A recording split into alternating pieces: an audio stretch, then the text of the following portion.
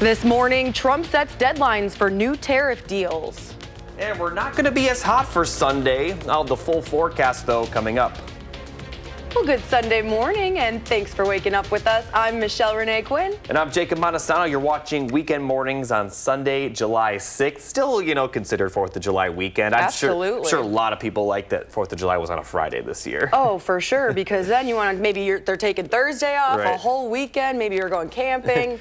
There's a lot of stuff to do when you get a Friday day off. I feel like 4th of July, I'm trying to think of another holiday. I guess Christmas, although Christmas you have winter break, but like 4th of July is that one holiday where it's like it could be any point in the week, whereas like Memorial Day is always Monday, Labor Day is Monday, Thanksgiving's Thursday, but it's like you always want it to be like on a Friday or Monday. You don't want it to be on the weekends because you want an extended weekend, and you also don't want it to like yes, it would be nice to have an extra day off in the week, but it's like you would rather just kind of have an extended break. And I think it being on Friday is just perfect. Yes, I agree. It's like Halloween. Everybody wants Halloween to be on the weekend. That's a good one. That's another good one. Yep. So what are we looking at weather-wise for today? You said it's not as hot. Correct, especially for Madison and areas to the east. Now, I'll explain a little bit more on the temperatures in a moment, but as we look at the current radar, we are seeing some rain showers, but for the most part, a lot of the area will not experience any of this rain today. It's mostly going to stay south and east of Madison, kind of like what it is right now, where we are seeing a few passing showers and a few isolated storms as well. So as we take a look at future track, again, it is mostly going to stay to the southeast of Madison.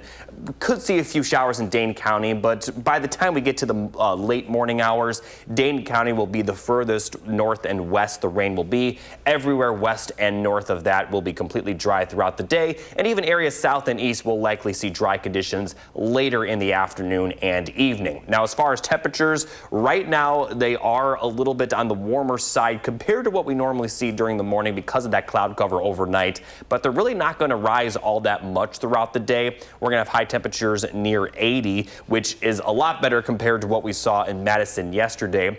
But I do want to point out that across the area, places west will see highs in the middle to lower 80s. And compared to yesterday, you folks to the west didn't see temperatures quite as hot yesterday as we did here in Madison and areas to the east. So Dane County and places east, the temperatures compared to yesterday will be a lot different, but places west will actually be pretty similar. But as a whole, it's still not going to be too bad temperature-wise, and that's going to continue for tomorrow. I'll talk more about that, and also talk about the return of some more thunderstorms, not just the ones that we're going to see today. I'll have those details a bit later. No thanks. I like the 80s. Let's keep talking about this. we are going to see a lot of 80s going forward, though. That's the good news. All right. Thanks, Jacob. Well, topping our news this morning, the deadline is fast approaching for countries to make new tariff agreements with the U.S. or face a higher rate. And the Trump administration is putting them on notice. CBS's Willie James Inman travels with the president and joins us from Bridgewater, New Jersey. This weekend, President Trump is celebrating the first major piece of legislation for his second term. It's really promises made, promises kept, and we've kept them. This is a triumph of democracy on the birthday of democracy. The Friday signing ceremony was part of a 4th of July event at the White House, complete with a military jet flyover. The new law includes several campaign promises, such as no taxes on tips, an extension of the 2017 Trump tax cuts, and more funding for the military and border security. The One Big Beautiful Bill Act will also permanently raise the child tax credit to $2,200 and increase the state and local tax deduction to $40,000 for 5 years. Democrats have blasted the legislation for making cuts to food stamps and Medicaid. And now, as the White House turns to trade, they're also taking aim at the president's tariff policies. The Trump administration, these across-the-board tariffs are going to hit Americans hard. The president set a July 9th deadline for dozens of nations to make a deal with the U.S. or risk higher tariffs. Now the president says multiple nations could receive notice of new tariff rates early next week, which would go into effect in August. I did. I signed some letters, and they'll go out on Monday, probably 12. The upcoming deadline leaves little time to negotiate. You can't sit down with 200 countries. I think the letters are better. So far, the UK, China, and Vietnam have made significant progress in trade talks with the U.S. Now, it's unclear which nations President Trump will send those letters to tomorrow. Meanwhile, hundreds of people took part in a 15-mile relay run to show their opposition to ICE. The Run Against ICE 15-mile resistance relay is a nonviolent journey of resistance through Los Angeles. Organizers say this is an opportunity to show solidarity and strength and a peaceful way to demand an end to ICE raids and deportation. Here's what one woman in attendance has to say. I mean, they just pick them off the streets and just take them away like they did in Germany, during World War II, and that's crazy. How could you just do that? Family, fathers, mothers, kids. I mean, that sounds so, it's very disturbing. Runners passed by Home Depots, LA's fashion district, and vendor stands where people were recently taken into custody by federal agents. In more local news this morning, a Toma man was arrested early Saturday morning for OWI following a crash in Monroe County. The Wisconsin State Patrol Toma post arrested the 33-year-old man at I-90 westbound. State Patrol observed signs of impairment and standardized field sobriety tests were conducted. Officers arrested the driver for his fifth offense, operating while intoxicated. And those were not the only sobriety tests going out this weekend. Also arrested for OWI, a Madison woman allegedly driving intoxicated with children in the vehicle. Waukesha State Patrol arrested a 23-year-old for first offense OWI with a passenger under 16 years of age. She was also charged with operating with a suspended license. The woman was taken for a legal blood draw and booked into Jefferson County Jail. 2 minors were turned over to a family member. Due to our policy not to name people accused of crimes until they've been formally charged in court, we are not naming the suspect at this time. Now you're taking a live look at the Beltline this morning. Wisconsin has over 23,000 convictions each year for operating while driving or operating while intoxicated. That's OWI. Drunk drivers put all other drivers on the road in danger. The National Highway Traffic Safety reports drunk driving claims the life of one person nationwide every 39 minutes. So please drive sober and remind your friends to as well. Don't risk every life on the road, including your own. Still ahead, talks of a ceasefire reignite in Qatar, the latest updates on the Israel-Hamas war. Plus, we're going to have a pretty good Saturday or Sunday ahead. I'll have the full forecast on that and the upcoming week up next. In national news this morning, the death toll from flash flooding in Texas now stands at 50. It's expected to climb even higher as the search for survivors enters another day. Months worth of rain fell in a matter of hours Friday, causing the Guadalupe River to rise by 26 feet in just 45 minutes. An all-girls Riverside summer camp is near there. Eyewitnesses footage filmed on Friday showed uprooted trees and debris lying on the ground near the camp. Rescuers continue searching for 27 girls missing from the summer camp. At a press conference yesterday, camp managers warned there may be more missing beyond that. Kerr County officials put the number of evacuated people at 850, including 8 reported injured. Time now 7:13. Let's check in now with meteorologist Jacob Montesano. Good morning.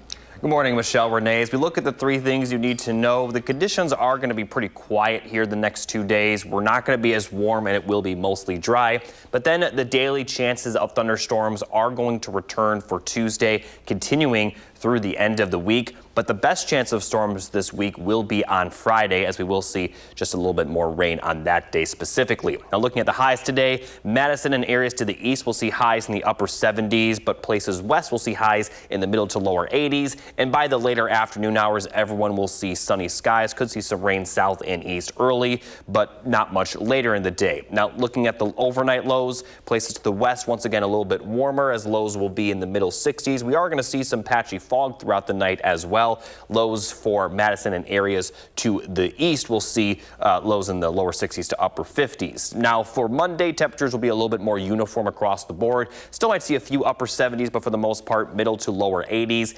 maybe some cloudy skies at times, but once again, we are going to be fairly dry for Monday. Now, continuing to look at the rainfall forecast, we are seeing those showers mostly to the east of Madison right now, kind of impacting Milwaukee. We are seeing some light precipitation in Dane County, but nothing too significant. And this may continue throughout the morning, but once we get towards the later afternoon hours, it's mostly going to stay south and east of Madison. And then once we get to the evening, we're pretty much going to be completely dry with a lot of clear skies. And then Monday, we are going to see mostly dry conditions throughout the entire day with just a few isolated showers out in Iowa, maybe creeping into places near the Mississippi River. But as we get towards Monday night, that's when we'll see a little bit more consistent rain move back into the area, continuing into Tuesday morning. And we may see more storms Tuesday afternoon. And as I mentioned, Tuesday is going to be the start of that daily thunderstorm chance. So fast forwarding to Wednesday, again, a chance of some afternoon thunderstorms will be possible for Wednesday as well. Thursday, we're going to have a similar situation. And then Friday, we're going to have a little bit more rainfall as we'll see a line of showers and thunderstorms move through our area in the afternoon and evening. Still a bit unclear to the extent of the severe weather during this system, but my guess is we'll probably see at least a small chance of severe weather. And then again, as we get towards Friday night, it might begin to clear out of the area. But during the afternoon and evening Friday, that's the best chance of thunderstorms. So although, we may see dry conditions for a good period of the day over the next couple of days, Tuesday, Wednesday, Thursday, we at least will have that small chance of some rain. Now, highs will be in the middle to lower 80s pretty much the entire week. But as we get towards next week, we may see those temperatures starting to get close to the upper 80s and maybe some lower 90s. But for right now, we have 80s in the forecast, which, I've been saying the last 2 days.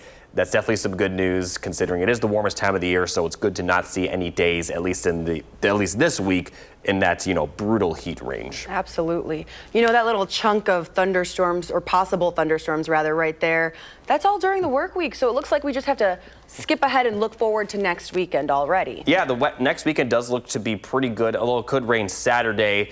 The other thing to point out, again, Tuesday, Wednesday, Thursday, it's likely not going to rain all day. It probably will just be a few passing showers and thunderstorms. So, Friday afternoon, evening does look to be pretty rainy right now. But outside of that, we're not expecting, any day to be too significant rainfall-wise. All right. Well, thank you, Jacob. Happening today, Israeli Prime Minister Benjamin Netanyahu is sending a delegation to Qatar for talks on a possible ceasefire. Hamas calls the latest response positive. This as Israeli strikes yesterday killed at least 14 in Gaza and 10 other Palestinians were killed trying to get food. It's unclear how they died. CBS's Deborah Petta reports from East Jerusalem. For more than 21 months with little respite, Palestinians in Gaza have been trapped in an endless cycle of airstrikes and funerals. Since the last truce collapsed in March, another 6,000 people have been killed in Gaza. Saleh Abu Odeh has been displaced so many times, he's lost count. We pray there will be a ceasefire, regardless of the demands, he said. Just agree and let the people breathe. The acute humanitarian crisis has worsened, with daily mass killings of Palestinians shot while trying to get food, mostly near the US-backed Gaza Humanitarian Foundation aid sites, according to eyewitnesses we spoke to. And today, GHF says 2 American security contractors were injured in a grenade attack. The World Food Programme's Antoine Renard has just returned from Gaza and told us he's never seen such levels of desperation. The closer you get to a ceasefire, the more tension there is on the ground. I sincerely hope that the ceasefire is actually around the corner. He says they are ready to surge aid into Gaza as soon as they get the green light. In the streets of Tel Aviv, there is growing pressure not just for a deal, but for a permanent end to the war. Zahir Shahar Mor's uncle died in captivity. The government of Israel must do all it can to ensure the outlined deal is implemented this coming week. For nearly 2 years, Netanyahu has been accused by Israeli protesters of choosing war and his political survival over securing a ceasefire. But now there is growing pressure not just for a deal, but a permanent end to the conflict. Deborah Patter, CBS News, East Jerusalem. Challenges remain. Hamas wants guarantees from the U.S. that negotiations for an end to the war would begin immediately, while Israeli Prime Minister Benjamin Netanyahu has previously ruled this out until Hamas has been completely destroyed. Now, before we head to break, here is your weekend playlist pick. It's from Ross.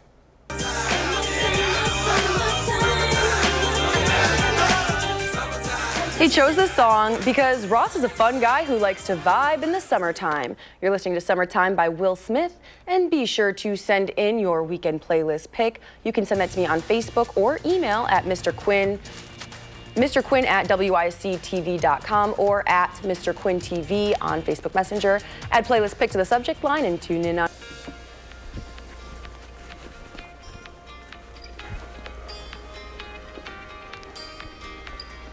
Well, as we take a look at the high temperatures over the next 10 days, we are going to see mostly 80s, and especially during this week, they're going to, at warmest, be in the middle 80s. Now, we may start to see them rise a little bit towards the time we get to next week. And unfortunately, with those 80s, it's still going to bring some higher humidity values, as we are going to see a few chances of thunderstorms throughout. So although it's not going to be, too bad, it still will be a little bit uncomfortable at times. Now, like I mentioned, the temperatures are expected to warm up a little bit towards Monday and Tuesday of next week. And as you can see, we may start to see some above average temperatures during that time as well. And really for the entire United States, we may see these above normal temperatures. So this week, at worst, it's still not going to be too bad, but next week may start to get a bit warmer. We'll obviously continue having more on the potential for those warmer temperatures as it gets closer. Thanks, Jacob. Well, bees are in crisis with populations dropping at alarming rates around the world. CBS's Edie Hod in San Francisco shows us how one man is giving pollinators a reason to return. In a city where you can see just about anything, a man in a bee suit on a one-wheeler still manages to turn heads. It may look like a plea for attention, and it is, just not from humans, because Shalico McGee is trying to attract bees. When I see weeds, I plant seeds. Sprinkle, sprinkle.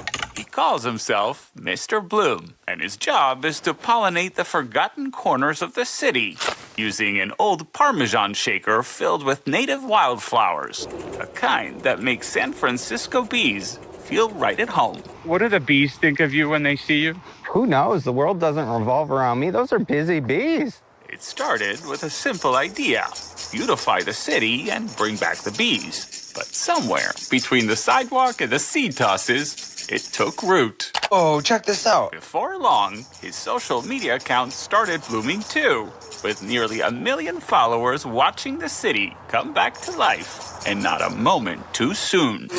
A recent report shows bees aren't buzzing like they used to, with more than 22% of native pollinators in North America at an elevated risk of extinction. Still, not everyone's on board with this approach. Daniel Montes of the city's Rec and Parks Department appreciates the effort, but says he'd prefer it was left to the experts. It's not something that we encourage, but it is great to see the enthusiasm, and it's great to see that he's inspiring people.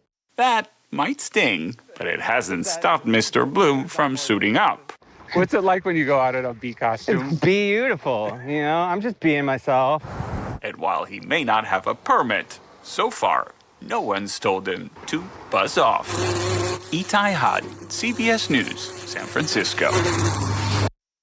Save the bees, am I right? Still ahead on weekend mornings, big, little, clean, pristine, all the different kinds of beards and mustaches you can imagine. Keep it here. We're back after this. Survivors continues in Texas after flash flooding on the 4th. Hear from a father still searching for his missing daughter. And here in Wisconsin, we're going to see pretty quiet conditions the next couple of days. Not as hot. I'll have the full forecast coming up. Well, it's Sunday and you're watching Weekend Mornings. Thanks for waking up with us. I'm Michelle Renee Quinn. And I'm Jacob Madison. You're watching Weekend Mornings, Sunday, July 6th. Still kind of the holiday weekend. Absolutely. And today will probably be the best day of the holiday in terms of the weather. As we take a look at the current radar, not really seeing much, although we are seeing some showers. However, the chance of rain will become less and less as we head throughout the day, and a lot of the area will not see any rainfall throughout the entire day. So as we take a look at the current conditions, it's mostly, or at least the heaviest rainfall is to the east. Some light showers around Dane County, but not much at this hour. And as we go throughout the morning, most of the area will see not just the rain clear out, but also the clouds clear out. Places south and east of Madison, though, will continue to see the chance of some showers and thunderstorms. But even those areas, once we get later in the day, should see a clear out, maybe an isolated shower at points during the evening. But for the most part, a lot of the area will not see much. And temperatures are also going to be pretty comfortable. Right now, we're completely in the lower 70s. And those temperatures, they're not going to rise too much today. We'll have highs near 80 for Madison as those skies become mostly sunny. Will be a little bit warmer for you folks in La Crosse as highs may get into the middle 80s. But again, you folks are almost certainly not going to see any rainfall today. So overall conditions will be pretty good. And in general, it will be a little bit cooler for Madison and areas to the south and east where highs may only be in the upper 70s for some, but middle to lower 80s for places west of Madison. And like I mentioned, by the later afternoon, we're going to be pretty dry and will also be fairly sunny. We're going to also see nice conditions for Monday before more storms return for the middle of the week. All of those details coming up a little bit later. Absolutely. Thank you, Jacob. The death toll from the flash floods in Texas now stands at 50, and it's expected to climb even higher as the search for survivors enters another day. CBS's Christian Benavides reports on the disaster response. Scouring through debris left behind from the flash floods in Kerr County, Texas, this man was searching for his 8-year-old daughter. She's among the 27 girls who are still missing from a Christian summer camp after the Guadalupe River swelled 25 feet in less than an hour from torrential downpours, leading to a historic and devastating flood event. We're at Camp Mystic looking for our kids. We're looking for places that they're going to potentially be alive. There is a growing death toll. Officials have so far confirmed at least 50 fatalities, including at least 15 children, with many more still missing. Department of Homeland Security Secretary Kristi Noem is leading the federal disaster response. We do know the number one priority now is people, is making sure we're finding people as fast as possible, and we're returning them to their families. Rescues are still taking place, mainly by air. The river washed away roads, homes, and vehicles. The devastation was such that I'm still in shock today. And with the rescues going on and helicopters, you just know there's so many missing children and missing people. You just want them to be found for the sakes of the families. But you know it's not going to be a good ending. It's just not going to be. There's no way people could have survived the swiftness of the water. In addition to the children's summer camp, RV parks along the river were filled with people on vacation for the 4th of July. They had no warning a wall of water was coming their way. Christian Benavides, CBS News. Officials are holding out hope to still find survivors, but it is a race against time. It's still not known exactly how many people that were swept away by the currents are still missing. You're taking a live look now at the White House, where topping our news this morning, President Trump celebrates the signing of his first major piece of legislation for his second term. Democrats have blasted the legislation for making cuts to food stamps and Medicaid. And now, as the White House turns to trade, they're also taking aim at the president's tariff policy. President Trump set a July 9th deadline for dozens of countries to negotiate new trade agreements with the U.S. The administration warns nations that fail to reach deals will face higher tariff rates. So far, the UK, China, and Vietnam have made significant progress in trade talks. Trump says multiple countries could receive notice of the new tariff rates early next week, with those rates taking effect in August. I did. I signed some letters, and they'll go out on Monday, probably 12. Can't sit down with 200 countries. I think the letters are better. Now, it's unclear which nations President Trump will send those letters to tomorrow, but that July 9th deadline leaves little time for negotiation. A crash in Walworth County leaves one man dead and seriously injures two more Saturday morning. Authorities say a motorcycle was traveling west on Highway 11 when an SUV failed to stop at the intersection with County Road JS and turned left, causing the collision. Medical examiners say Mark Weiss died at the scene. The other motorcycle and SUV occupants were seriously injured and hospitalized. Officials say neither motorcycle rider was wearing a helmet. At this time, the name of the other occupants are not being released.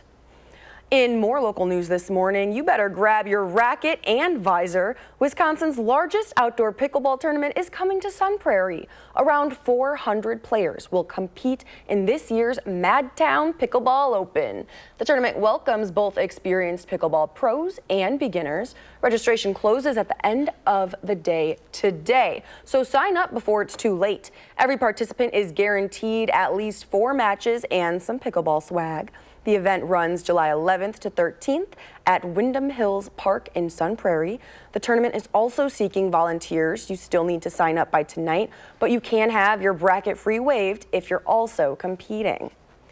Ow, wow, wow, wow. Pickleball. Yeah, I'm a fan of pickleball. I feel like a lot of people that haven't tried pickleball should, because it's a kind of sport that's pretty, easy to understand, and the rules are simple. Yeah. The actions are simple. Yeah, there's not a lot of running. It's a pretty simple sport. I think it's a good sport to get into if you're not into one. We played this like in middle school. It was like an inclusive gym lesson, and now it's come so far. Yeah. Like I never heard it after middle school, and all of a sudden this past couple of years, pickleball. I never played it in middle school, but I have played it a lot more recently. That's interesting because we went to middle school near each other. So, yeah. Well, your morning motivation today is a quote from Tina Fey. You can't be that kid standing at the top of the water slide overthinking it. You just have to go down the chute, and I think that's a very good metaphor in life for sure. Absolutely. Take that positive risk down the chute. I love that. It does make me laugh thinking about those kids that hold up the line, especially those that want to have their parents watch, and they're constantly looking away or something. But Mom's that's over funny. there on their phone or something. That's funny. Yeah, I hear you. Well, coming up after the break, we have Kyrian Lee joining us for this morning's health conversations about perimenopause. But first, a look at your Powerball numbers.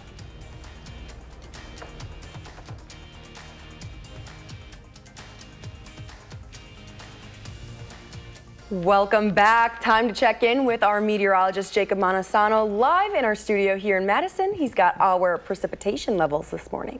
Yeah, as we look at the amount of precipitation we've seen so far this month and so far for the year, now obviously the month has just started, but we're pretty close to what we normally see already. Now for the entire year, we are behind in precipitation. This is for Madison specifically, but a big reason for this is because we had a dry start to the year. The last month has not been that case, and because of that, we are not seeing any drought conditions across Wisconsin. Areas south of Madison seeing a little bit of a moderate drought, but overall that has kind of been pretty sustained over the last week or so. And with the precipitation we're going to see this week, we're going to continue to see no drought conditions forming, so that's certainly some good news. And even the rainfall today likely going to occur in those areas that need the most rainfall.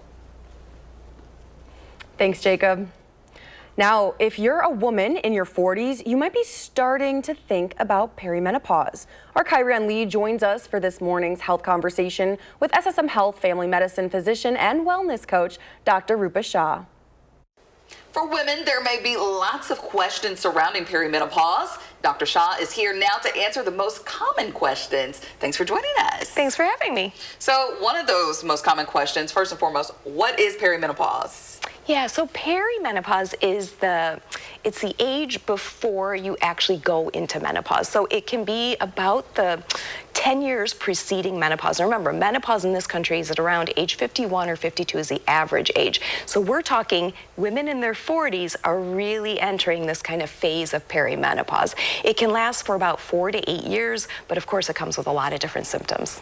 And what are some of those common symptoms? Yeah, so the biggest hallmark, of course, is where we start noticing that your period periods get really irregular. They can be heavier, they can be longer, they can be shorter cycles, they can come more frequently. So that's the biggest piece. But in addition, we see hot flashes. Daytime hot flashes, nighttime hot flashes, sleep disturbances, anxiety, and even moodiness and irritability are part of it.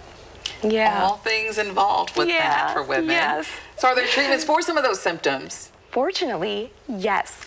So that's what we're really trying to tell women. Now, you don't have to suffer in silence. There's been just a new resurgence of what we call hormone therapy. There was a number of years where we really frowned upon hormone therapy or used it very cautiously, but now there's a lot more treatment out there for women going through this.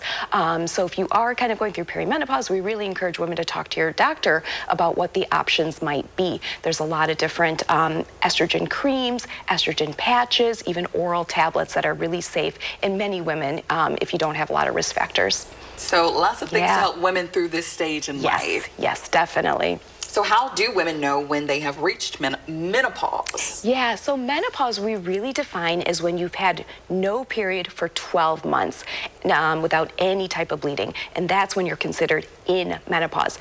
After that period of time, any type of bleeding you might have, even spotting, we consider abnormal, and you should speak to your doctor because that does need further evaluation. Yeah. Right, all things that we need to know, especially as we age. Yeah, so there we go. Definitely. Yes. Well, Dr. Shaw, thank you so much for joining us. Yes, thanks for having me. Thanks, ladies. In other health news this morning, eating inflammatory foods while pregnant could raise the risk that a child will develop diabetes. The British Medical Journal looked at expecting mothers who ate inflammatory foods like red and processed meat, sugary drinks, and deep-fried foods. They found that a diet heavy in these foods can raise the risk of a child developing type 1 diabetes by as much as 16%. Time now is 7:44. Still ahead, the Brewers turn their season around from shaky to sizzling hot with a comeback. That's next in Weekend Sports. But Jacob will be bringing you your final forecast when we come back on Weekend Mornings.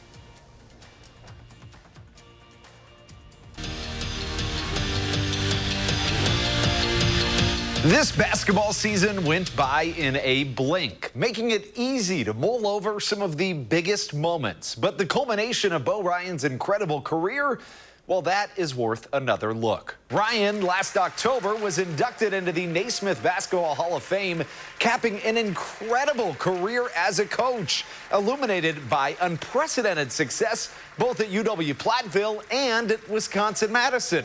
Of course, he took the Badgers to back-to-back Final Fours, putting the program in a place and a position they had never been. Recently, we had the first chance to catch up with the coach since he was inducted into the Hall of Fame.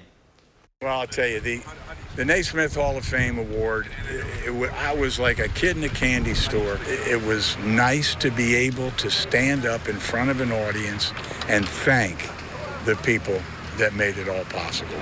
And to represent Wisconsin, the university and Platteville. So yeah, it was fantastic. I'll never forget it. On May 25th, the Brewers were a measly 25-28, and there were real concerns that this group might just not have what it takes to figure it out. But then, all of a sudden, they did. Since that day in late May, they are 24-11, the second best mark in the major leagues. Looking to improve on that in Miami, trailing 2-1 in the fourth, and Rhys Hoskins hammers a liner to center on a rare RBI triple from the big man, scoring Jackson Churio to tie the game at 2s. Hoskins, though, would later exit the game with a thumb injury. But in the eighth, things would change. The Marlins took a lead. They would never give back. They put their closer, how about this, the one, the only Lake Bacher on the mound. That's a UW Whitewater product, and he closed out the crew in the ninth. His first MLB save as the Marlins win it 4-2, the final score. And today, Knock on wood is the day that the Brewers fans have waited a long time for. Brandon Woodruff is slated to make his return to a big league mound for the first time in 652 days. He's battled all kinds of injuries, but is just about back. And it was an absolute dance party at the Duck Pond, and I'll tell you why. Davis Hamilton at the dish. He hits his second double of the first inning. You heard that right, his second double of the first inning. The Ducks were quacking yesterday evening. They would make it 9-0 with that Davis Hamilton double. They'd go on to score 10 runs in the first and run away with the win. That's your morning sports fix. Have a serene Sunday. Here's a look at the 3 things you need to know. We are going to see temperatures not quite as warm today, and it also will be drier. That's going to be the case for Monday as well. But then for Tuesday, we will see a return of the nearly daily chances of thunderstorms. But the best chance of storms this week will be on Friday. Now, looking at today's forecast one final time, upper 70s to lower 80s for Madison and areas to the east, middle to lower 80s for places off to the west. We'll see plenty of sunshine throughout the day, especially later in the day. We'll see low temperatures around 60 for Madison, middle to lower 60s for places to the west. And then for highs on Monday, it's going to be pretty uniform across the area, middle to lower 80s with a good amount of sunshine, maybe a few areas staying in the upper 70s. We're continuing to see some light showers across the region, especially for areas east of Madison, but throughout the day, the chance of rain will diminish for Madison and areas to the west and north, but south and east locations may still see some of those showers and thunderstorms through the early afternoon, but by the later afternoon and evening, we are going to see drier conditions, and that's going to be the case for Monday as well. But as we get into Tuesday, we will begin to see the chance of thunderstorms return, and from there and really throughout the rest of the week, we're going to continue to see the chance of some thunderstorms every day, although for Wednesday and Thursday, it looks like the chance of storms will be kind of on the smaller side, but we still could see some rain nonetheless. Friday will be the best chance to see those showers and thunderstorms, especially by the afternoon where we'll see these line of storms move through the area, possibly bringing in some severe weather, although the severe weather risk right now is not very certain, but we'll continue updating the forecast accordingly as it gets closer. Now, temperatures throughout the week are also going to be pretty consistent. We'll have highs in the middle to lower 80s throughout the week. Might start to see those temperatures rise a little bit towards the beginning of next week, as we could see those highs back in the upper 80s. But for right now, this week is not looking too bad temperature-wise, although it definitely will feel warm at times. It is far from, brutal levels where we could see those heat index values near 100. We're not going to see any of that, but we could see those heat index values in the middle to lower 90s. Again, for next week, it might get a little bit warmer, but this week we're going to see several chances of thunderstorms with those temperatures pretty consistent. Thanks, Jacob. Still ahead on weekend mornings, the 2025 World Beard and Mustache Championship. We're back right after this.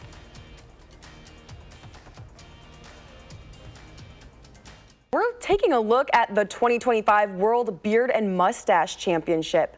This weekend, some of the most creative and stunning facial hair from all around the globe traveled to Pittsburgh. They compete in 37 categories of various facial hairs, everything from a business beard that's less than an inch, think about, Chris Stanford, all the way up to guys that have bigger beards than Santa Claus. The World event brought more people from 17 different countries, including Australia, Japan, and New Zealand. This event supports the UPMC Children's Hospital Foundation. Jacob, I don't think you would be able to compete in this competition. No, I mean, if you gave me some time, I could grow something out, but not. I don't know if it's to that level. I think my grandpa, he kind of looks like Santa Claus. I think he could give a run for his money up there on that stage. I think ZZ Top needs to take a trip to this place. Yeah. Absolutely. Yeah. Let's take a final look at the forecast. We are going to be seeing relatively quiet conditions for today and tomorrow. Could see some rain this morning. We are seeing some rain right now, but for the most part, we'll be dry and temperatures won't be as bad. Then we'll see daily chances of thunderstorms from Tuesday through the end of the week. Best chance of storms will be Friday, but those temperatures are going to be consistent. Still a little muggy at times, but not too bad as they could be at times this year. Thanks for watching Weekend Mornings. Coming up next is CBS Morning, followed by Face the Nation and For the Record. Our next newscast is coming up at 5:30 p.m. and as always, find us streaming 24/7 on Channel 3000+.